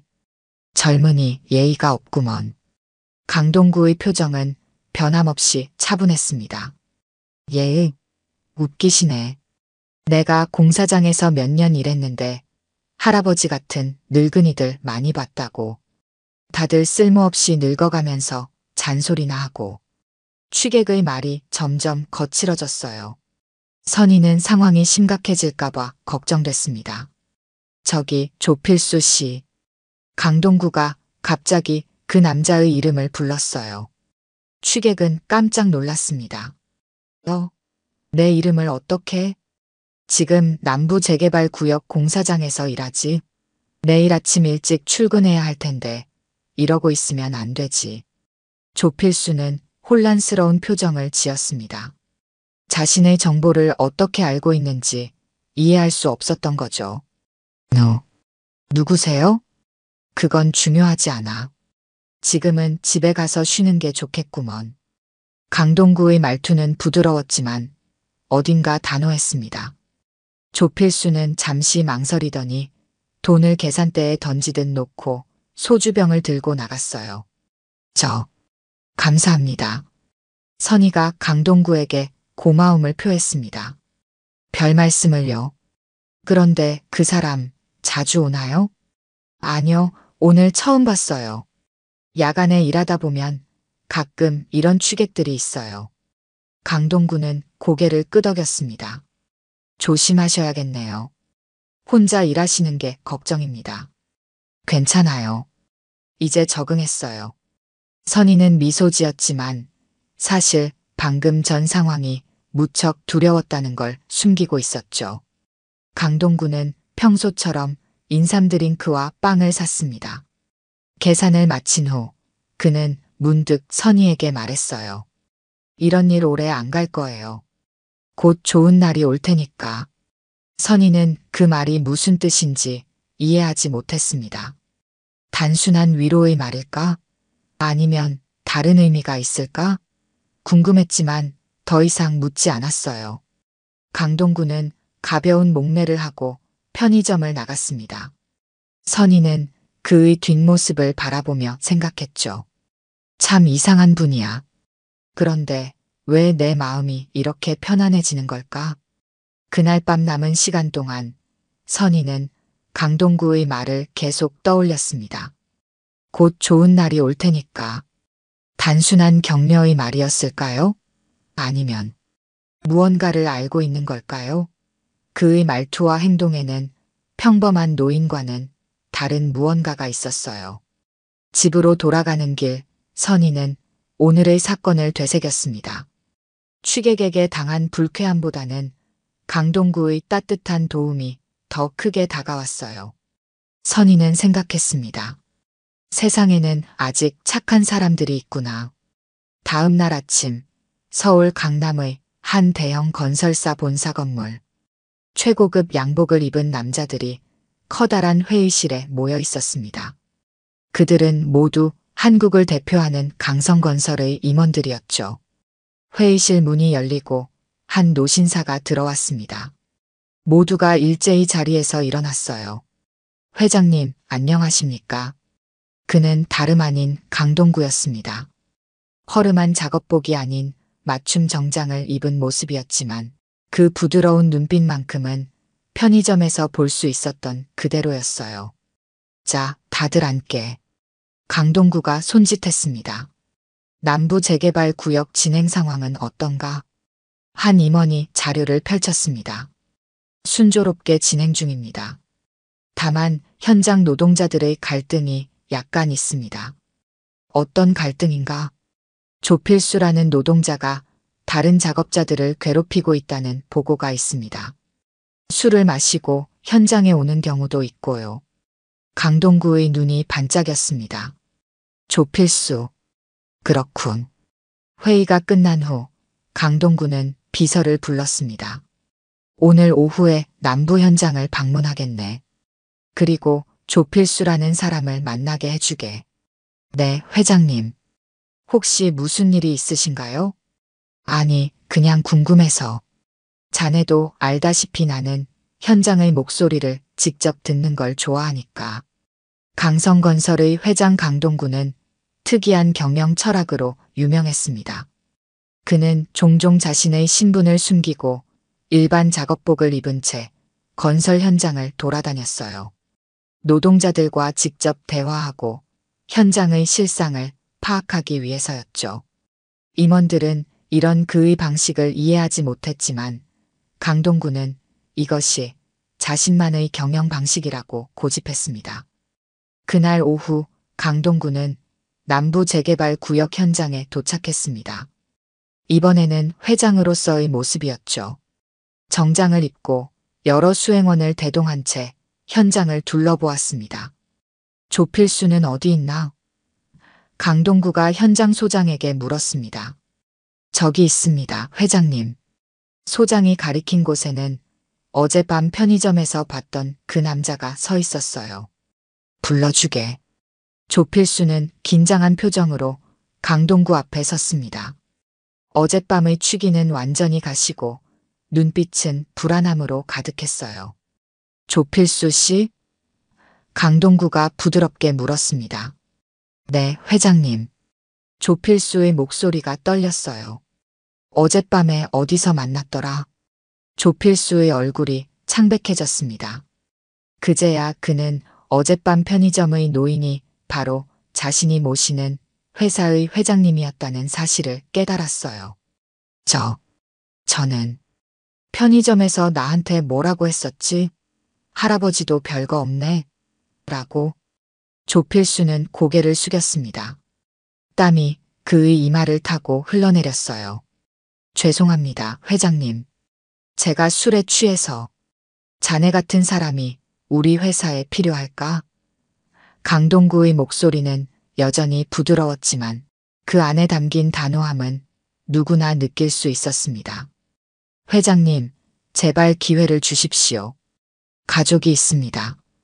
강동구는 잠시 생각에 잠겼습니다. 그리고는 천천히 말했어요. 사람을 함부로 판단하면 안 되지.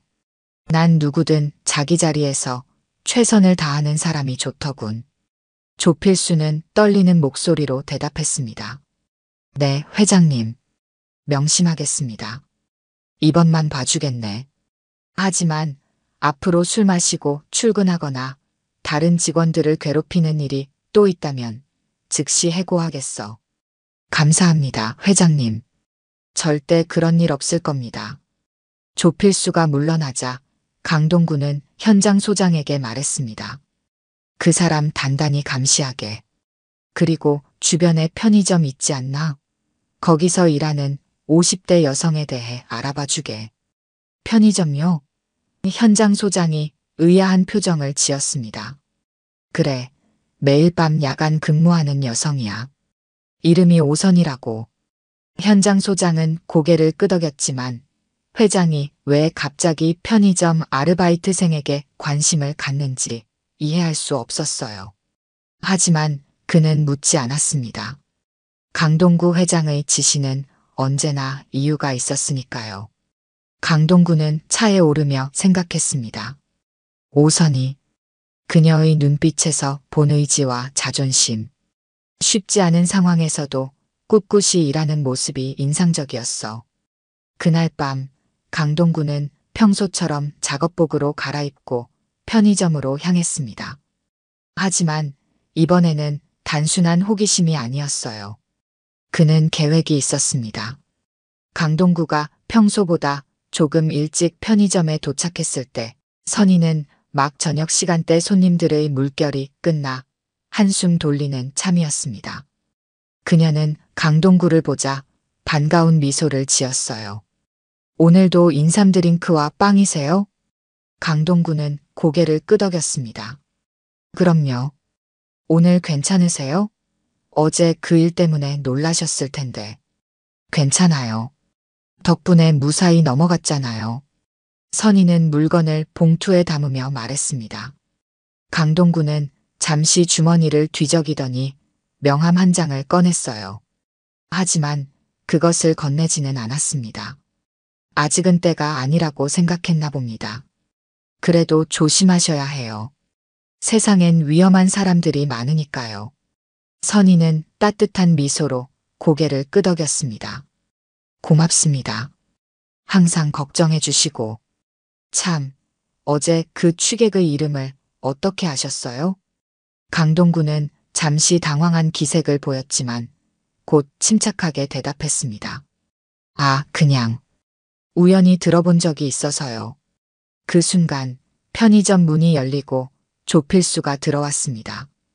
그는 어제와 달리 완전히 술에 취하지 않은 상태였어요. 조필수는 강동구를 보자마자 얼굴이 하얗게 변했습니다. 선희는 의아한 표정으로 두 사람을 번갈아 바라보았죠. 어서 오세요, 선희가 말했습니다. 조필수는 땀을 흘리며 고개를 숙였어요. 죄송합니다. 어제 제가 많이 실례했습니다. 선희는 놀란 눈으로 그를 바라보았습니다. 이렇게 정중하게 사과할 거라고는 예상하지 못했거든요. 괜찮습니다. 선희가 어색하게 대답했어요. 강동구는 평온한 표정으로 조필수를 바라보았습니다. 무슨 일로 오셨나? 제가 어제 실수한 일을 사과하러 왔습니다. 그리고 조필수는 선희를 향해 고개를 깊이 숙였습니다. 정말 죄송합니다. 다시는 이런 일이 없을 겁니다. 선희는 당황스러움을 감추지 못했지만 곧 부드러운 미소를 지었습니다. 괜찮아요. 다들 실수할 수 있는 거죠. 조필수는 마지막으로 강동구를 향해 고개를 숙이고 편의점을 나갔습니다. 강동구가 무언가 지시를 했다는 사실을 선희는 전혀 모른 채였죠. 참 신기하네요, 선희가 말했습니다. 그 사람이 왜 갑자기 사과하러 온 걸까요? 강동구는 미소를 지었습니다. 양심에 찔렸나 보죠. 사람은 누구나 잘못을 깨달을 수 있으니까요. 강동구는 잠시 망설이다 선희에게 물었습니다. 선희 씨, 지금 이 일이 즐거우세요? 선희는 그 질문에 잠시 생각에 잠겼습니다. 즐겁다기보다는 해야 하니까 하는 거죠. 가족들을 위해서. 어려움이 많으시겠네요. 남편 사업이 망하고 아들은 제가 편의점에서 일한다는 게 창피하대요. 시어머니도 늘 잔소리하시고. 선희는 말을 하다 문득 멈췄습니다. 죄송해요. 갑자기 이런 얘기를. 강동구는 따스한 눈빛으로 그녀를 바라보았습니다. 괜찮아요. 때로는 낯선 사람에게 이야기하는 게 더 편할 때도 있으니까요. 그날 이후로 조필수는 편의점에 나타나지 않았습니다. 선희는 그저 그가 반성하고 다시는 오지 않기로 한 거라고 생각했죠. 며칠 후 남부 재개발 구역 건설 현장. 강동구 회장은 현장 소장과 함께 공사 진행 상황을 점검하고 있었습니다. 조필수는 어떻게 됐나? 강동구가 물었습니다. 다른 현장으로 전보시켰습니다. 회장님. 말씀하신 대로요. 강동구는 고개를 끄덕였습니다. 사람을 함부로 판단하고 무시하는 태도는 우리 회사에서 용납할 수 없어. 다른 현장에서는 사람들을 대하는 법부터 배워야 할 거야. 네, 회장님. 그리고 오선희 씨에 관한 정보도 조사해 놓았습니다. 강동구는 자료를 받아들었습니다. 그 안에는 선희의 가족관계, 남편의 사업 실패 내역, 현재 경제적 상황 등이 상세히 적혀 있었어요. 강동구는 자료를 읽으며 생각에 잠겼습니다. 이 지역이 재개발되면 그분의 집도 포함되는군. 네, 맞습니다. 하지만 보상금은 부채 때문에 거의 남지 않을 것으로 보입니다. 강동구는 깊은 생각에 잠긴 채 창밖을 바라보았습니다. 그리고 문득 결심한 듯 말했어요. 내게 좋은 생각이 있어. 다음 인사 발령 때 새로운 직원을 뽑을 계획 있지 않나? 네, 총무부에서 경력직을 뽑으려고 합니다. 좋아. 내가 한 사람을 추천하겠네. 현장 소장은 고개를 끄덕였습니다. 강동구 회장의 추천이라면 당연히 받아들여질 테니까요. 하지만 그는 회장이 왜 갑자기 편의점 아르바이트생에게 이토록 관심을 갖는지 여전히 이해할 수 없었어요. 강동구는 저녁이 되자 다시 작업복으로 갈아입고 편의점으로 향했습니다. 오늘은 선희에게 진실을 털어놓을 참이었죠. 그날 밤 선희는 여느 때와 같이 편의점 물건을 정리하고 있었습니다. 문이 열리고 익숙한 발걸음 소리가 들렸어요. 어서 오세요. 선희는 고개를 들어 강동구를 보며 미소 지었습니다. 오늘도 인삼 드링크와 빵이세요?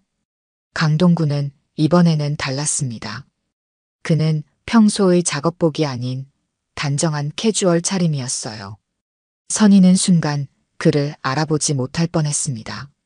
오늘은 다른 게 먹고 싶네요. 강동구가 부드럽게 웃으며 말했습니다. 선희는 의아한 표정으로 그를 바라보았어요. 달라 보이시네요. 오늘은 작업복을 안 입으셨네. 네, 오늘은 특별한 날이라서요. 선희는 무슨 뜻인지 궁금했지만 더 묻지 않았습니다. 강동구가 계산대 앞에 다가와 무언가를 꺼냈어요. 그것은 고급스러운 명함이었습니다. 이걸 받아주시겠어요? 선희는 의아한 표정으로 명함을 받아들었습니다. 명함에는 강성건설 회장 강동구라고 쓰여 있었어요. 선희의 눈이 커졌습니다. 이게 무슨 농담이세요? 강동구는 부드럽게 웃었습니다. 아닙니다. 제가 바로 강성건설의 회장 강동구입니다. 선희는 믿을 수 없다는 표정으로 그를 바라보았어요. 매일 밤 인삼 드링크와 빵을 사가던 노인이 대한민국 최대 건설사 중 하나인 강성건설의 회장이라니. 그럼 매일 밤 여기에 오신 이유가? 저는 직접 현장을 둘러보는 걸 좋아합니다. 지금 이 지역에서 진행 중인 재개발 사업이 우리 회사 프로젝트거든요. 현장 근로자들의 생활을 이해하고 싶어서 작업복을 입고 다니곤 했죠. 선희는 여전히 혼란스러웠습니다. 그런데 왜 저한테 이런 걸 보여주시는 거죠? 강동구는 잠시 생각하더니 입을 열었습니다. 선희 씨, 혹시 다른 회사로 이직할 생각 없으세요? 네. 우리 강성건설에서 총무부 직원을 뽑고 있습니다.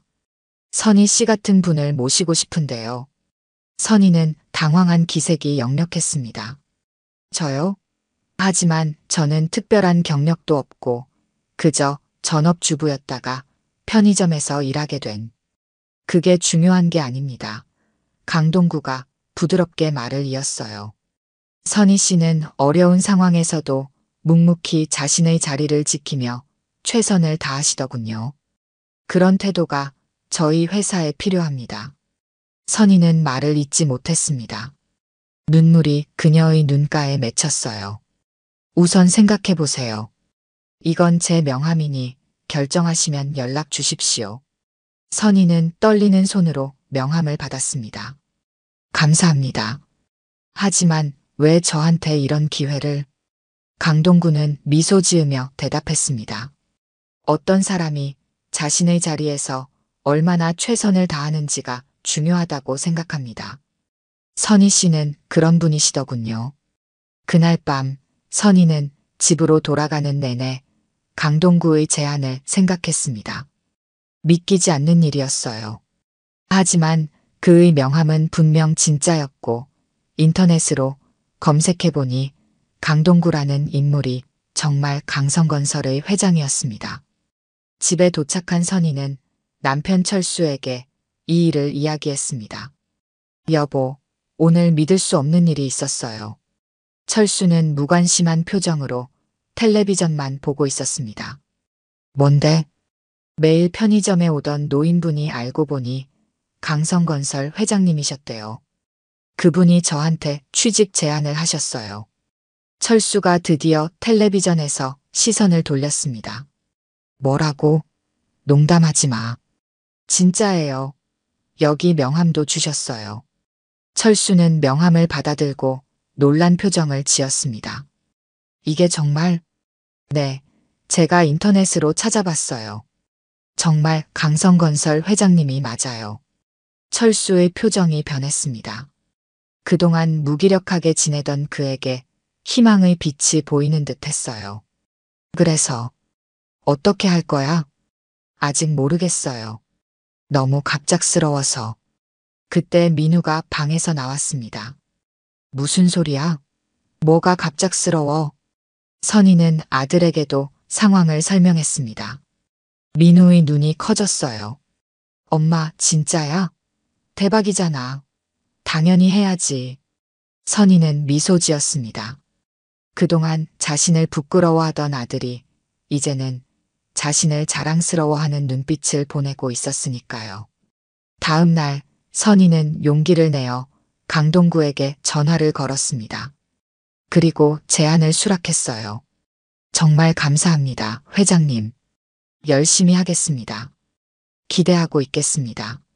다음 주 월요일부터 출근하시면 됩니다. 선희는 편의점 매니저에게 사직 의사를 전했습니다. 매니저는 아쉬워했지만 그녀의 새로운 출발을 축하해 주었어요. 선희가 강성건설에 첫 출근하는 날 시어머니 박순자는 믿을 수 없다는 표정이었습니다. 강성건설이라고? 우리나라에서 제일 큰 건설회사 중 하나 아니야? 거기서 왜 너를? 어머니, 저도 잘 모르겠어요. 하지만 기회를 주셨으니 최선을 다할 거예요. 선희는 처음으로 정장을 입고 출근길에 올랐습니다. 긴장됐지만 한편으로는 설렜어요. 새로운 인생이 시작되는 느낌이었으니까요. 강성건설 본사에 도착한 선희는 인사팀에서 따뜻한 환영을 받았습니다. 그리고 총무부에 배치되어 일을 시작했어요. 처음에는 모든 게 낯설고 어려웠지만 선희는 자신이 가진 성실함과 꼼꼼함으로 빠르게 적응해 나갔습니다. 그렇게 선희의 새로운 인생이 시작되었습니다. 6개월이 지났습니다. 선희는 강성건설에서 인정받는 직원이 되어 있었어요. 처음에는 단순한 업무만 맡았지만 그녀의 성실함과 책임감이 인정받아 점차 중요한 일도 맡게 되었습니다. 선희의 가정에도 변화가 생겼어요. 안정적인 수입이 생기자 가족들의 태도가 달라졌습니다. 시어머니는 더 이상 며느리를 무시하지 않았고 남편 철수도 다시 취업 활동을 시작했죠. 가장 큰 변화는 아들 민우였습니다. 엄마, 친구들한테 우리 엄마가 강성건설에서 일한다고 자랑했어. 선희는 미소 지었습니다. 예전엔 부끄럽다고 했으면서 민우는 머쓱한 표정을 지었어요. 미안해, 엄마. 내가 철이 없었어. 어느 날 선희는 회장실로 호출되었습니다. 강동구 회장이 그녀를 직접 찾은 것이었죠. 앉으세요, 선희 씨. 선희는 긴장한 표정으로 자리에 앉았습니다. 부르셨습니까, 회장님? 여기 온 지 반년이 됐는데 적응은 잘 되셨나요? 네, 감사합니다. 덕분에 많이 배우고 있습니다. 강동구는 따뜻한 미소를 지었습니다. 다들 선희 씨 칭찬이 자자합니다. 성실하고 책임감 있다고요. 선희는 부끄러운 듯 고개를 숙였습니다. 과찬이십니다. 선희 씨, 혹시 우리 회사의 복지팀에 관심 있으신가요? 복지팀이요? 네, 직원들의 복지를 담당하는 부서인데 지금 새로운 프로젝트를 시작하려고 합니다. 바로 제2급 계층 지원 프로그램이라고 경제적으로 어려움을 겪는 직원들을 돕는 프로젝트죠. 선희의 눈이 반짝였습니다. 그녀 자신이 경제적 어려움을 겪었기에 그런 상황에 있는 사람들의 마음을 누구보다 잘 이해할 수 있었거든요. 정말 의미 있는 일 같습니다. 선희 씨를 그 프로젝트의 담당자로 임명하고 싶습니다. 어떻게 생각하시나요? 선희는 놀라움을 감추지 못했습니다. 저에게 그런 중요한 일을. 선희 씨가 적임자라고 생각합니다. 직접 경험해 보신 분이니까 더 공감하며 일하실 수 있을 테니까요. 선희는 감사의 마음을 담아 고개를 숙였습니다. 최선을 다하겠습니다, 회장님. 그로부터 1년이 지났습니다. 선희가 담당한 제2급 계층 지원 프로그램은 큰 성공을 거두었어요. 많은 직원들이 이 프로그램의 도움을 받아 경제적 어려움을 극복했습니다. 그리고 이 성공은 선희에게 승진의 기회를 가져다 주었죠. 어느 날 저녁 강동구 회장은 선희를 회사 옥상으로 불렀습니다. 서울의 야경이 아름답게 펼쳐진 그곳에서 두 사람은 나란히 서서 불빛을 바라보았어요. 선희 씨, 우리가 처음 만난 지 벌써 2년이 되어 가는군요. 선희는 미소 지었습니다. 정말 꿈만 같습니다. 제가 편의점에서 일할 때는 이런 날이 올 거라고 상상도 못했어요. 사람은 어디서든 자기 자리에서 최선을 다하면 반드시 보답받게 되어 있어요. 선희의 눈에 눈물이 맺혔습니다. 저도 그걸 이제야 알겠어요. 회장님 덕분에 저는 새로운 삶을 살게 되었습니다. 강동구는 고개를 저었습니다. 아닙니다. 선희 씨가 스스로 만들어낸 변화예요. 저는 그저 기회를 드렸을 뿐이죠. 선희는 지난 시간을 돌아보았습니다. 편의점에서 힘들게 일하던 날들, 가족에게 무시당하던 시간들, 그리고 지금 이 순간까지 모든 것이 변했습니다. 하지만 변하지 않은 것도 있었어요. 바로 선희 자신의 성실함과 의지였죠. 회장님, 어떻게 하면 제가 받은 은혜를 갚을 수 있을까요? 강동구는 따뜻한 미소를 지었습니다. 다른 사람에게 같은 기회를 주세요. 선희 씨처럼 어려움 속에서도 자신의 자리를 지키는 사람들에게요. 선희는 고개를 끄덕였습니다. 약속드립니다. 3년이 흘렀습니다. 남부 재개발 구역은 완전히 새로운 모습으로 변모했어요. 높은 아파트와 쾌적한 공원, 현대적인 상가가 들어선 신도시로 탈바꿈했죠. 선희의 가족도 새 아파트로 이사했습니다. 그들의 삶은 완전히 달라졌어요. 남편 철수는 재취업에 성공해 작은 회사의 관리자로 일하게 되었고, 아들 민우는 대학을 졸업하고 취직을 앞두고 있었습니다. 선희 자신은 이제 강성건설의 복지사업부 팀장이 되어 있었어요. 그녀가 시작한 제2급 계층 지원 프로그램은 이제 회사의 대표적인 복지 정책으로 자리 잡았고, 다른 기업들도 이를 모델로 삼아 비슷한 프로그램을 도입하기 시작했습니다. 그날은 강성건설 창립 40주년 기념식이었습니다. 화려한 호텔 연회장에서 열린 행사에 선희도 참석했어요. 강동구 회장은 무대에 올라 축사를 했습니다. 우리 회사가 이렇게 성장할 수 있었던 것은 모든 직원들이 자신의 자리에서 최선을 다했기 때문입니다. 특히 오늘 한 분을 소개해드리고 싶습니다. 오선희 팀장을 무대로 모시겠습니다. 선희는 놀란 표정으로 무대에 올랐습니다. 강동구 회장이 그녀의 손을 잡고 청중을 향해 말했어요. 오선희 팀장은 3년 전 어려운 상황 속에서도 묵묵히 자신의 일을 하던 분이었습니다. 그분의 성실함과 인내심, 그리고 무엇보다 자존심을 지키는 모습에 저는 감명받았습니다. 이제 그분은 우리 회사의 핵심 인재가 되었습니다. 청중들은 박수를 보냈습니다. 선희의 눈에는 감동의 눈물이 고였어요. 우리 회사가 앞으로도 발전하려면 이런 분들의 가치를 알아보고 기회를 드려야 합니다. 겉모습이나 화려한 스펙이 아니라 진정한 인간의 가치를 보는 눈을 가져야 하죠. 행사가 끝난 후 선희는 강동구 회장과 잠시 대화를 나누었습니다. 회장님, 오늘 저를 그렇게 소개해 주셔서 정말 감사합니다. 강동구는 미소 지었습니다. 아닙니다. 모두 선희 씨 자신의 노력 덕분입니다. 회장님, 제가 궁금한 게 있어요. 왜 그때 편의점에 매일 오셨던 거예요? 강동구는 잠시 생각에 잠겼다가 대답했습니다. 사실 처음에는 그저 현장을 둘러보는 일상이었어요. 하지만 선희 씨를 만나면서 저는 사람을 보는 눈이 더 넓어졌습니다. 선희 씨 덕분에 우리 회사도 변화할 수 있었어요. 선희는 놀랐습니다. 제가요? 네. 제2급 계층 지원 프로그램을 통해 많은 직원들이 도움을 받았고 그들은 더 열심히 일하게 되었죠. 회사의 분위기도 좋아졌고요. 이건 선희 씨가 가져온 변화입니다. 선희는 감사의 마음을 담아 고개를 숙였습니다. 저도 회장님 덕분에 많은 것을 배웠어요. 사람을 겉모습으로 판단하지 말아야 한다는 것, 어떤 상황에서도 자신의 가치를 잃지 말아야 한다는 것을요. 강동구는 깊이 고개를 끄덕였습니다.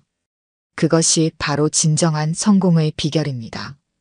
그날 밤 선희는 남편과 함께 아파트 베란다에 서서 새롭게 변모한 동네를 바라보았습니다. 3년 전 그녀가 편의점에서 일하던 그 자리에는 이제 현대적인 상가 건물이 들어서 있었어요. 여보, 이게 다 당신 덕분이야. 철수가 선희의 손을 꼭 잡았습니다. 아니, 다 당신 덕분이지. 내가 사업에 실패했을 때도 포기하지 않고 편의점에서 일하며 우리 가족을 지켜줬잖아. 선희는 부드러운 미소를 지었습니다. 우리가 함께 이겨낸 거예요. 그때 민우가 방에서 나와 부모님 옆에 섰습니다. 엄마, 내가 예전에 엄마가 편의점에서 일한다고 창피해했던 거. 정말 미안해. 선희는 아들의 어깨를 감싸 안았습니다. 괜찮아. 엄마도 처음에는 힘들었으니까. 하지만 그 경험이 없었다면 지금의 나도 없었을 거야. 엄마는 정말 대단해요. 저도 엄마처럼 어떤 일이든 최선을 다하는 사람이 될게요. 선희의 눈에 눈물이 맺혔습니다. 힘든 시간을 겪었지만 이제 그녀의 가족은 서로를 더 이해하고 사랑하게 되었어요. 다음 날 아침 선희는 출근길에 예전에 일하던 편의점 자리에 들렀습니다. 그곳은 이제 세련된 카페로 바뀌어 있었죠. 선희는 카페에 들어가 창가에 앉았습니다. 그리고 생각했어요. 3년 전 이 자리에서 나는 하루하루를 버티며 살았지. 가족에게 무시당하고 자존심이 상처받고. 하지만 그때도 나는 포기하지 않았어. 그 시간이 있었기에 지금의 내가 있구나. 카페에서 나온 선희는 강성건설 본사로 향했습니다. 오늘도 그녀는 누군가에게 새로운 기회를 줄 준비가 되어 있었어요. 강동구 회장이 그녀에게 기회를 주었듯이 이제는 그녀가 다른 이들에게 기회를 전하는 사람이 된 것이죠. 회사에 도착한 선희는 오늘의 면접 서류를 검토했습니다. 한 지원자의 이력서가 눈에 띄었어요. 경력 없음. 전업주부였으나 최근 6개월간 편의점 아르바이트. 선희의 입가에 미소가 번졌습니다. 이분에게 기회를 드려야겠네. 그날 오후 선희는 그 지원자를 면접했습니다. 긴장한 표정의 40대 여성이었어요. 선희는 따뜻한 미소로 그녀를 맞이했습니다. 편의점에서 일하셨군요. 쉽지 않으셨을 텐데요. 네. 사실 저는 특별한 경력이 없어서. 선희는 고개를 끄덕였습니다. 저도 3년 전에는 편의점에서 일했어요. 그때 누군가 저에게 기회를 주셨고, 그래서 지금의 제가 있습니다. 지원자의 눈이 놀라움으로 커졌습니다. 사람은 어디서든 자기 자리에서 최선을 다하면 반드시 보답받게 되어 있습니다. 이제 당신의 새로운 여정을 함께 시작해 봅시다. 창밖으로 서울의 아름다운 전경이 펼쳐져 있었습니다. 선희의 새로운 인생은 이제 막 시작되고 있었고, 그녀는 또 다른 누군가의 인생에 변화를 가져오고 있었죠. 그렇게 작은 편의점에서 시작된 선희의 이야기는 많은 사람들에게 희망과 용기를 전하는 아름다운 메시지가 되었습니다. 어떤 상황에서도 포기하지 않고 자신의 자리에서 최선을 다한다면 언젠가는 반드시 행복한 결실을 맺게 된다는 것을요. 오늘 들려드린 이야기가 여러분의 마음에 작은 울림이 되었기를 바랍니다. 이야기가 좋으셨다면 좋아요와 구독 부탁드려요. 다음 사연을 들려드리는데 큰 힘이 된답니다. 그리고 여러분의 이야기도 댓글로 들려주세요. 다음 이야기 때 또 뵙겠습니다.